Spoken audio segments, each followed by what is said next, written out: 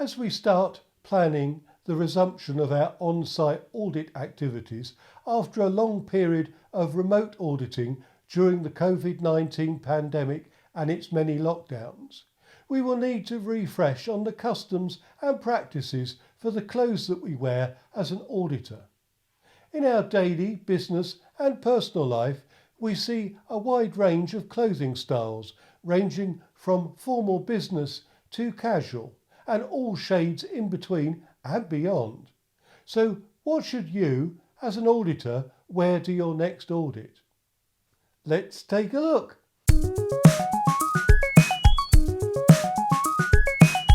Welcome to EMSmastery, where we look at the successful strategies and tactics to master environmental management and sustainability.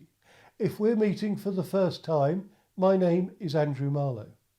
This episode looks at the type of clothes that you should consider wearing to your next audit. This episode is unashamedly designed for male auditors. However, if you are a female auditor, some of the principles from this episode will still apply, but leave a comment below if you would value a specific episode on female auditor clothing choices. Finally, I'm not a dress code expert or safety professional. The content of this episode is presented based on my personal experiences and are given to help promote understanding and consideration of the issues rather than specific solutions to specific audit environments. That said, let's take a look at the 6 main clothing styles.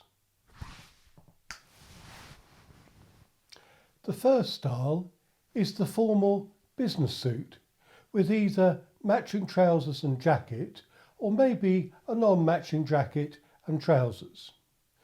Many certification bodies who employ a large number of in-house and subcontract auditors mandate this type of business style, often in the belief that it represents the best impression of professionalism of the certification body and of its auditors.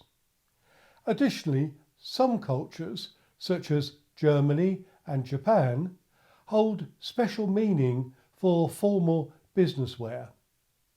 In these situations, a formal business style is the only viable option, as any other style would diminish the status of the auditor and the auditing process. 2 factors may be contrary to this perceived viewpoint. Firstly, it can distance the auditor from the personnel or auditees within the client receiving the audit. This formal business style may be off-putting to the auditees and make the auditor less approachable. So, cultures such as the United States and Canada, or in specific business sectors such as IT, would not normally expect a formal business style. Secondly, a formal business suit can have an unintended meaning. I remember an audit of an engineering company in the United States where the environmental manager turned to me and said that the employees were concerned that I was a downsizing consultant employed to fire some of the employees for underperforming. So maybe that's a salutary lesson to dress in accordance with the culture of the organisation. So if you're looking to wear a formal business style, consider the advantages of a professional appearance against the loss of approachability and potentially negative connotations. Care should be taken to ensure that the formal business style fits with the country, regional or company-specific culture. Our second style dispenses with the business jacket to leave a less formal shirt and tie dress code. This style still retains the business style of a formal tie, but without the business jacket.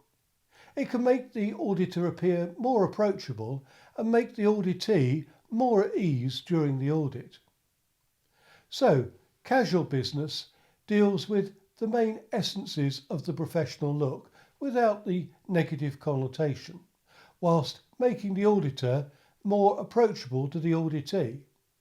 The additional advantages are that this style will work with most country, regional or company specific cultures. The final option for casual business is to dispense with the tie completely, which can be seen as a distinction between management and the workforce in many organisations. Removing the tie removes this distinction. Again, I am reminded of an audit, this time in Japan. Here, in a particularly hot summer, the Prime Minister suggested that companies relax their formal business style by allowing employees to remove their jackets and ties, which would help to reduce the energy demands for air conditioning and would make employees feel more comfortable during the hot spell. At our opening meeting, the senior management restated their commitment to the Prime Minister's suggestion by removing their jackets and ties, but, very much in the Japanese style, put on a lanyard saying that they were not wearing a jacket and tie as they were following the Prime Minister's suggestion. A somewhat surreal situation for myself coming from the United Kingdom, where we would think nothing of removing our jackets during hot weather. This second casual business style can have positive advantages of further approachability and remove most negative connotations, but may be unacceptable in societies where a formal business style suits the country, regional or company specific culture. The first option for a more casual clothing style is to have a polo shirt and casual chino trousers. Some certification bodies provide their auditors with polo shirts with their logo to help promote their own brand. This combination gives a more relaxed feel for the auditor rather than feeling that they have to be in a formal business suit. And it also works for many corporate situations, especially in countries such as the United States and Canada, where a more informal dress code is likely to be present. This casual attire with polo shirt and chino trousers is a good combination for a more relaxed type of audit, or one where formal business dress can be off-putting to the employees. With a logo, it works for the certification body by kitting out their auditor as a brand ambassador without the need for a formal business suit. A further variation of casual attire is a dress-down approach using jeans in combination with a polo shirt or t-shirt. I have not experienced many auditors using this dress style as it has too many negative connotations, including projecting a lack of professionalism and leaning too much towards non-working clothing. Don't take casual to the extreme, as a former colleague did once in their audit by turning up in shorts and a cropped vest. It didn't go down well with the client, and he was told in no uncertain terms not to wear that combination again, otherwise his services would not be required. However, it could work well in very relaxed cultures, such as within the IT sector, where if the auditor is going to experience very high temperatures, it may be that he would need to be wearing cooler clothing. However, it is unlikely to be acceptable in societies where a formal business style fits with the country, regional or company-specific culture. The final dress category is one that can be used in combination with any of the earlier dress styles or on its own.